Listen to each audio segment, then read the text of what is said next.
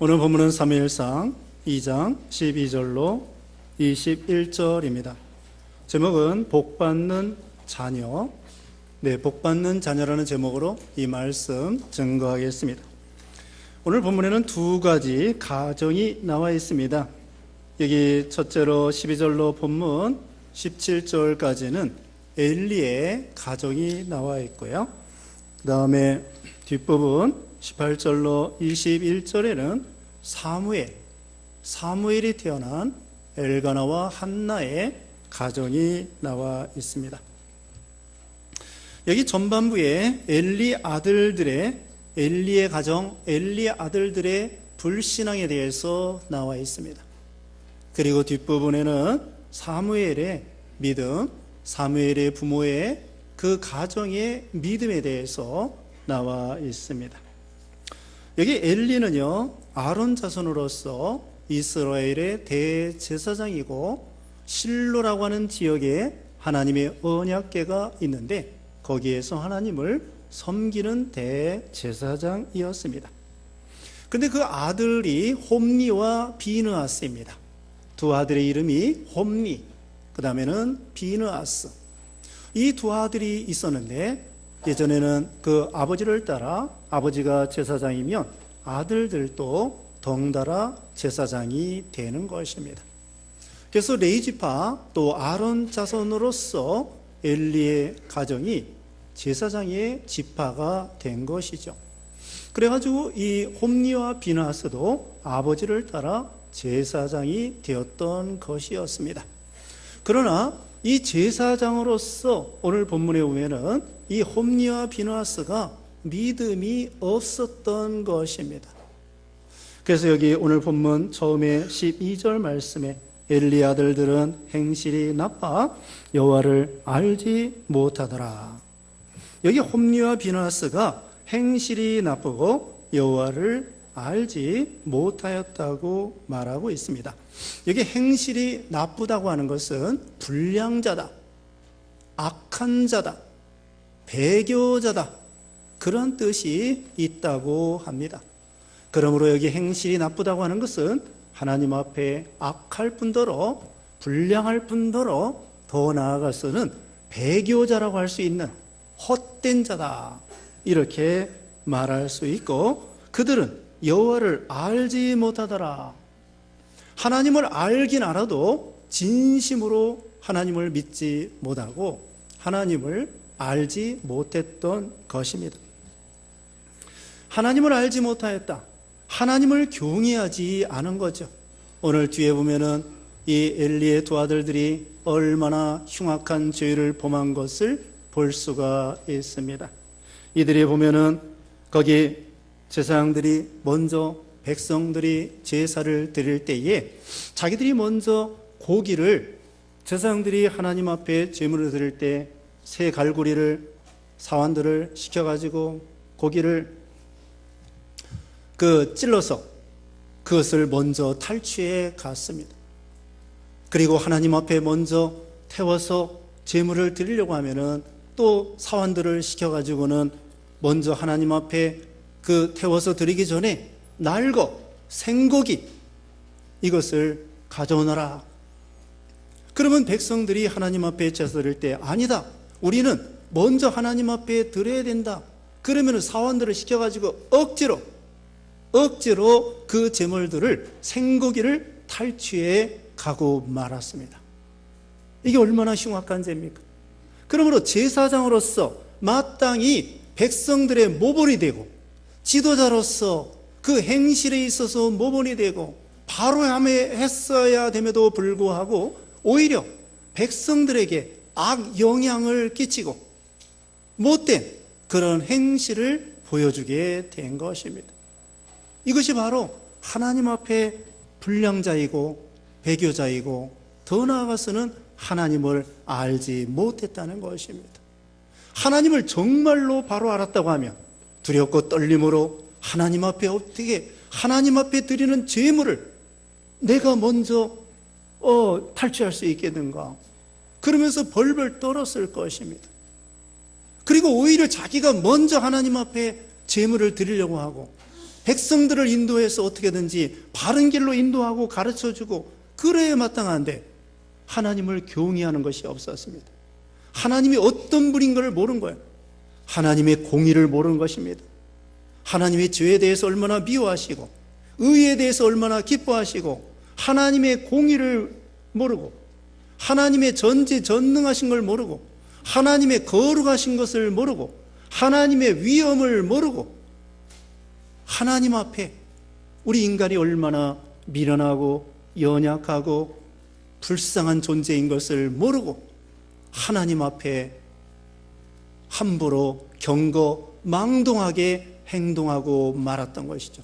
정말 하나님을 바로 알았다고 하면은 하나님을 두렵고 떨림으로 벌벌 떨 수밖에 없는데 하나님을 모르니까 하나님이 바로 그 눈앞에 신존전, 하나님이 바로 내 옆에 내 앞에 계셔서 우리를 보고 알고 듣고 이것을 이렇게 생각했다고 하면 감히 하나님 앞에 이런 잘못된 행동을 할 수 없었을 것입니다.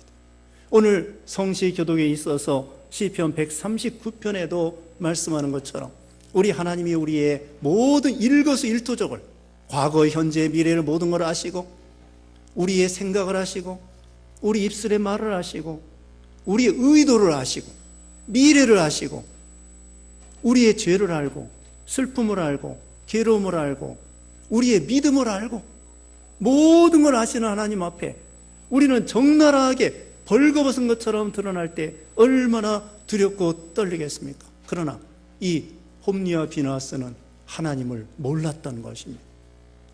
하나님을 알라고 그랬습니다. 여기 예레미야 4장 22절에 내 백성은 나를 알지 못하는 우둔한 자요 지각이 없는 미련한 자식이라. 그 다음에 호세아 6장 6절 말씀에 나는 인애를 원하고 제사를 원치 아니하며 번제보다 하나님을 아는 것을 원하노라. 호세아 6장 3절에 그러므로 우리가 여호와를 알자 힘써 여호와를 알자.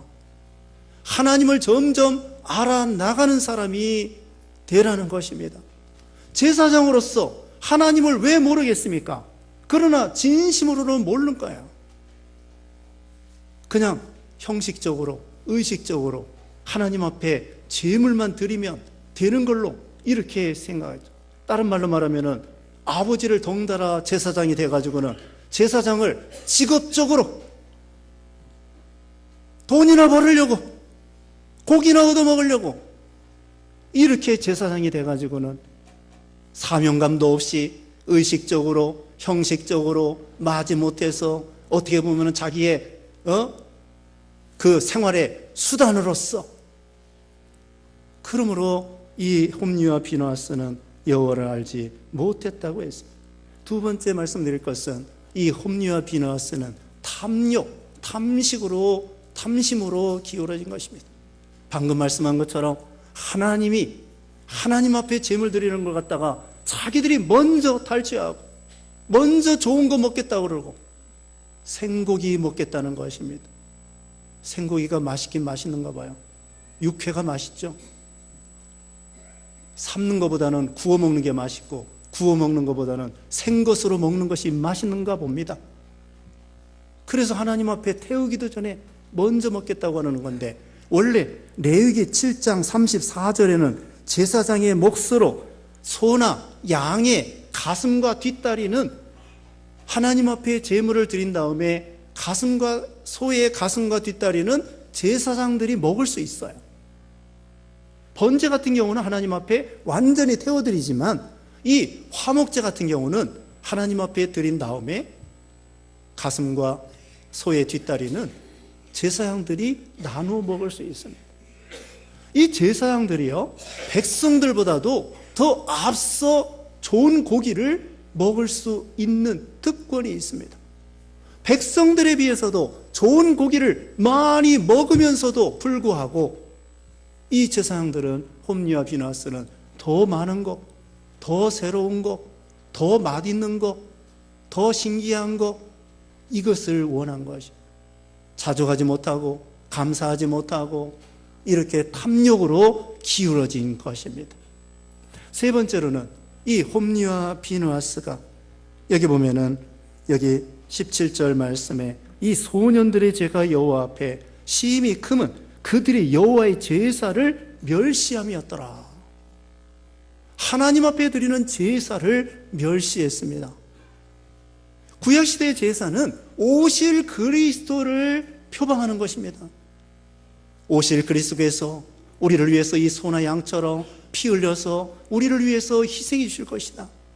얼마나 감사하고, 내가 죽어야 될 대신에 내 죄값으로 내가 망할 수밖에 없는데 오실 그리스도께서 우리를 위해서 희생해 주시고 사랑해 주시는 거 얼마나 감사하냐.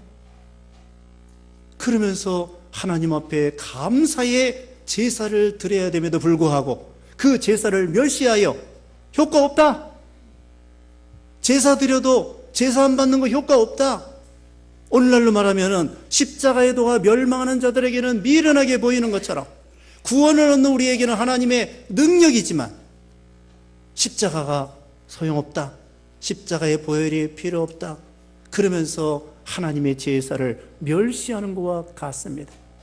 예전에 여러 해 전에 감리교의 어떤 교수가 예수님의 피나 돼지의 피나 똑같다, 그러면서 예수님의 십자가의 보혈을 모독했습니다. 그래서 감리교 그 신학대원에서 그 교수를 쫓아내버렸습니다. 예수 안 믿는 거예요. 예수님의 십자가 안 믿는 거예요. 예수님의 십자가의 보혈을 안 믿는 거예요. 이런 사람들도 신학교 교수가 돼가지고 하나님의 제사 십자가를 멸시하고 예수님의 보혈을 멸시하고 상관없다, 아무 종교나 믿으면 구원받는다, 예수만 그리스도가 아니라 석가모니도 그리스도다, 이렇게 주장하는 사람들이 기독교 안에도 있습니다. 이와 같이 하나님의 제사를 멸시하고 오늘날로 말하면 하나님 앞에 드리는 예배를 멸시하는 것입니다. 예배 정성스럽게 신령과 진리에 맞게 성령의 감동으로 하나님의 은혜에 감사해서 나를 위해서 죽어주신 예수님을 생각하면서 우리를 구원해 주신 은혜에 감사해서 하나님 앞에 나오기를 기뻐하고 예배드기를 기뻐해야 되는데, 예배를 빠뜨리는 걸 갖다가 밥 먹듯이 빠뜨리고, 또 심지어 이렇게 말합니다. 예배 빠지는 것이나 예배 드리는 것이나 마찬가지다. 뭐 매주일 예배 드려야 되느냐, 그러면서 예배의 효과를 멸시하며 그냥 어쩌다 예배 드린다고 드려도 괜찮다고 생각하는 것입니다. 아닙니다. 매번 예배 드리는 사람하고 중간에 빼먹는 사람하고 똑같이 복 받는 것이 아닙니다. 예배를 드리면 드릴수록 하나님을 사랑하는 거고, 하나님을 가까이 하는 거고, 죄를 회개하는 거고, 예수님의 십자가를 기억하는 거고, 그런 사람에게 왜 하나님께서 더 큰 복을 주시지 않겠습니까? 똑같지 않아요. 그래서 여기 홈리와 비느하스는 하나님의 제사, 예배를 멸시하고 아무렇지도 않게 생각하고 십자가를 잊어버리고 이런 사람들이 되었던 것이죠. 이것이 얼마나 무서운 죄입니까? 그 다음에 이 홈리와 비느하스의 죄가 또 있습니다. 여기 22절 봅니다. 22절에 엘리가 매우 늙었더니 그의 아들들이 온 이스라엘에게 행한 모든 일과 회막문에서 수종드는 여인들과 동침하였음을 듣고. 자, 이거 보십시오. 홈리와 비느하스가 또 더 큰 죄를 짓고 말았습니다. 그 뭐냐면 회막에서 수종드는 여인들과 동침하여 간음하는 죄를 범한 것입니다. 이것은 기독교 안에서, 교회 안에서 이런 음란 죄가 들어와가지고 이런 죄를 범한 것을 가리키는 것입니다. 오늘날 교계적으로 얼마나 이 성적인 죄로 인해서 또 교회가 타락하고 하나님의 영광이 가리워지고 우리가 얼마나 많은지는 알 수가 없습니다. 세상적으로 문화계나 체육계나 또는 무슨 뭐 학계나 예술계나 이런 여러 가지 그런 데에서도 이런 성적인 죄로 인해서 얼마나 많은 사람들이 피해를 입고 또 수치를 당하고, 그런데 이제는 기독교 안에서도 이런 교회 안에, 기독교 안에 이런 죄로 인해서 하나님의 영광을 가리우고 이런 세상이 되고 말았던 것입니다. 우리가 교회와 신자들이 소금과 빛의 역할을 통하여 세상에 빛이 되고 소금이 되고, 소금은 무엇입니까? 세상을 정화시키는 거예요. 이제 우리 기독교 스스로가 정화하는 능력이 약해졌습니다. 바닷물은 소금기가 3% 내지 5%를 가지고도 바닷물이 정화가 되는데, 우리 기독교인들이 600만 명, 700만 명이라고 하면서 예전에는 20%라고 했습니다. 1000만 명. 그런데 왜 이 세상이 점점 악해지고 정화가 되지 않습니까? 우리가 소금과 빛의 역할을 감당하지 못하기 때문에 그런 것입니다. 오히려 기독교인들이 손가락질을 당하고, 예전에 일제시대 때에 우리 교인들은요 1%, 2%밖에 되지 않았습니다. 우리 조선 인구 전체에 비해서 기독교인들이 1%, 2%밖에 안 됐지만 다 지도자야, 지도자. 그래서 독립운동하면서 3.1운동 거기에 그때에 30 몇 명? 33명 중에 16명인가 목사, 우리 기독교인들이에요. 우리가 과거에는 1, 2%만 가져도 우리가 기독교적으로, 우리 한국적으로 리더가 되고 지도자가 되고 모범이 되고 존경받는 그런 기독교인들이었습니다. 여기 이와 같이 이 흉악한 죄를 범하게 된 것입니다. 얼마나 아나무인입니까? 잠언 22장 14절에 음녀의 입은 깊은 함정이다. 여호와의 노를 당한 자가 거기 빠지리라. 음란죄에 누가 빠지느냐? 하나님 앞에 버림받은 사람, 하나님 앞에 노를 당한 사람이 음란죄에 빠지게 된다는 거야. 하나님의 사랑을 입은 사람은 그런 죄를 지려고 하다가도 하나님이 가시로 막고 담을 막아서 죄를 짓지 못하게 막아주시는 거야. 물론 그런 죄를 졌다고 해서 영원히 지옥 멸망은 아닙니다. 그러나 회개해야 됩니다. 철저하게 회개해서 다시는 그런 죄를 짓지 아니하므로 하나님 앞에 은총 입는 사람이 돼야 되겠죠. 하나님은 어떤 죄도 회개하면 용서해 주십니다. 그러나 회개하지 아니하고 죄를 밥 먹듯이 죄를 짓고 그러다가 계속 그런 죄를 지면 망할 수밖에 없는 것이죠. 그 다음에 여기 사무엘 가정이 있습니다. 참 귀한 사무엘 가정. 여기 18절 말씀에 사무엘은 어렸을 때에 세마포 에봇을 입고 여호와 앞에서 섬겼더라. 그의 어머니가 매년 드리는 제사를 드리러 그의 남편과 함께 올라갈 때마다 작은 것을 지어다가 그에게 주었더니, 자, 이 사무엘은 어렸을 때부터 하나님 앞에 받침이 되었습니다. 우리가 잘 아는 것처럼 1장에서 한나가 아이가 없었습니다. 여기도 레위 지파입니다. 제사장 지파예요. 이 엘리야고는 다른 가문입니다. 한나가 하나님 앞에 서원하여, 하나님, 저에게 아들을 주시면 평생에 그 아이를 하나님의 봉사자로, 성전의 봉사자로 바치겠습니다. 그랬더니 하나님께서 이 사무엘을 낳게 하여 주셨어요. 사무엘을 낳을 때, 이제 젖될 때에 약속한 대로 그 엘리가 제사장하고 있는 그 실로에 가져다가 그 사무엘을 바쳤어요. 성전 봉사자로 어려서부터. 하나님 앞에 서원한 다음에 아들을 낳고 서원한 대로 갚았습니다. 자, 사무엘을요 성전 봉사자로 젖될 때 한 4살 5살 때 보냈는데 자기 아무것도 없어. 자기 아무것도 없습니다. 그래도 바쳤습니다. 하나님 앞에 약속이니까. 그런데 하나님께서 은혜로 그 후에 3남 2녀, 여기 21절에 보면은요 3남 2녀를 덤으로 하나님이 아이를 한나에게 낳게 하여 주셨어요. 참 대단한 은혜죠.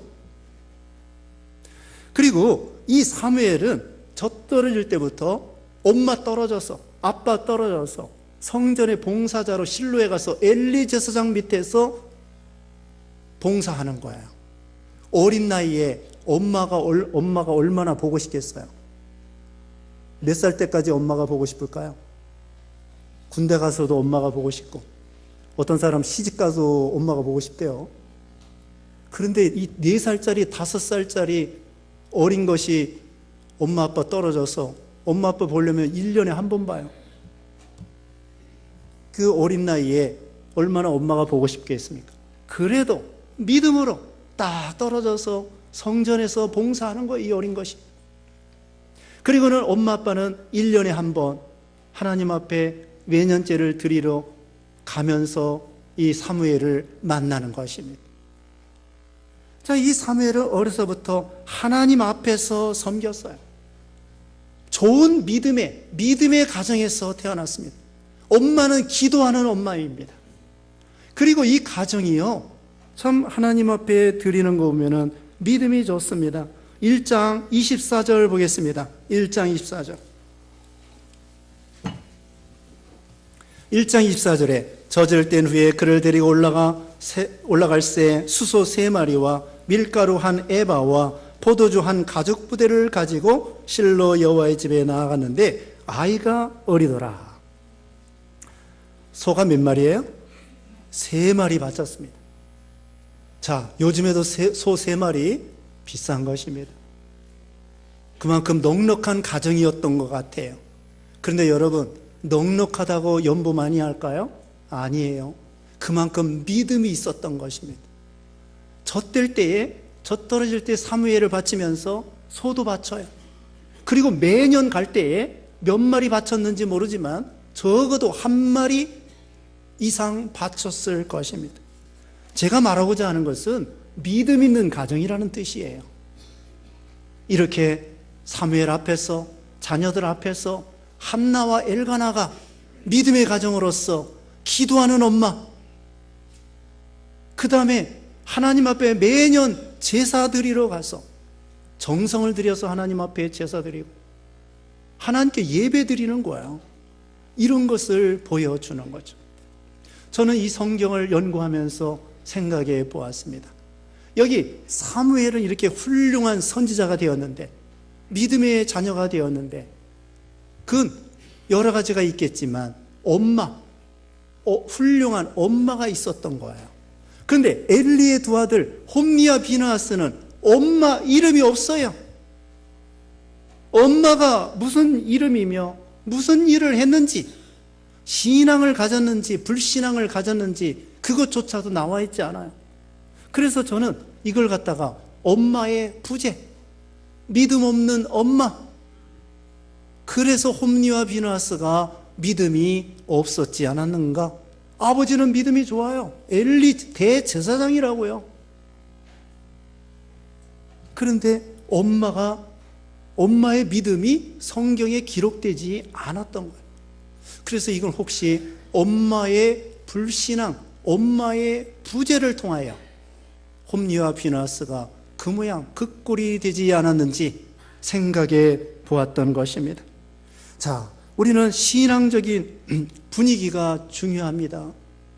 그래서 가정에서 가정 예배 드리고 아이들을 축복해 주고, 아브라함이 이삭에게, 이삭이 야곱에게, 야곱이 12 아들에게 축복해 준 것처럼 자녀들을 믿음으로 축복해 주고, 또 우리는 자녀들을 실력 있는, 세상에서 실력 있는 아이, 유능한 아이로 키우려고 애를 씁니다. 우리는 세상에서 유능하고 실력 있는 아이를 키우기 전에 행복한 아이로 키워야 돼요. 또 행복한 아이로 키우기 전에 그 아이를 하나님의 뜻대로 키워야 됩니다. 하나님을 경외하는 자녀로 키워야 됩니다.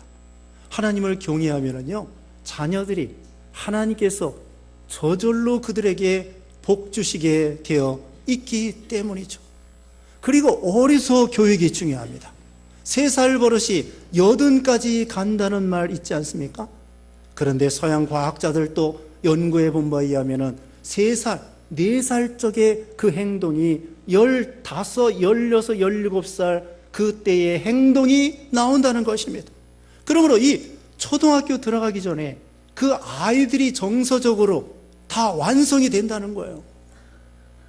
그때 아이들이 불안하면은 평생 불안합니다. 그 아이들이 정서적으로 안정이 안 되고, 예를 들면은 정태기 교수는 그렇게 말합니다. 엄마 아빠가 싸우지 말라는 거예요. 아이들이 초등학교 들어가기 전에는 엄마 아빠가 싸우면 안 된다는 것입니다. 아이들이 정서적으로 완성되기 전에, 초등학교 들어가기 전에 엄마 아빠가 죽으라고 싸우면 아이들이 이 뇌세포가 망가진다는 거예요. 그래서 맨날 우울증, 불안증, 공황장애 이런 게 나온다는 것입니다.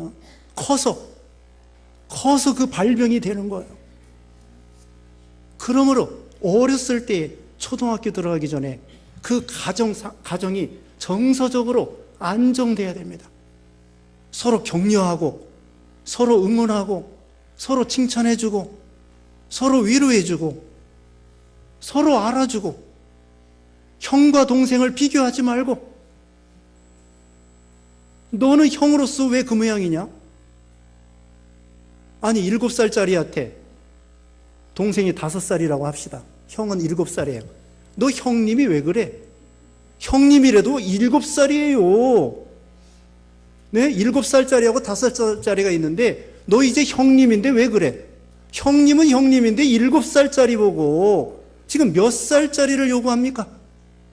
7살짜리는 7살짜리라고요. 장난하게 돼 있고, 말질하게 돼 있고, 물건 부서뜨리게 돼 있고, 장난감 망가뜨리고, 어질고, 싸우고 당연해요. 근데 큰 녀석 보고 너 형님이 왜 그래? 그러면서 우리는 아이들을 윽박지르는 거예요. 왜 그럴까요? 제가 생각해 봤어요. 엄마가 힘들으니까, 불편하니까 좀 조용조용하게, 말질하지 말고. 어지르면 청소하기 힘드니까 엄마가 왜 잔소리해요? 편하게 아이 키우겠다는 거야. 따지고 보면은요. 좀 힘들게 키우세요. 싸워도 내버려 두고, 말질해도 내버려 두고. 7살짜리 원래 그래요. 5살짜리 원래 그래요. 7살짜리가요, 20살짜리 흉내 내면은 이상하게 됩니다. 이상하게 돼. 7살짜리는 7살짜리답게 놀아야 돼요.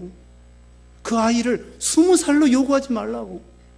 너무 우리는 어른 흉내를 내는 거야. 어른 흉내를 내요. 그래서 우리는 어른이 되려고, 그래서 강박관념에 사로잡혀가지고 넌 이것도 못하느냐, 넌 저것도 못하느냐. 어떻게 다 잘합니까?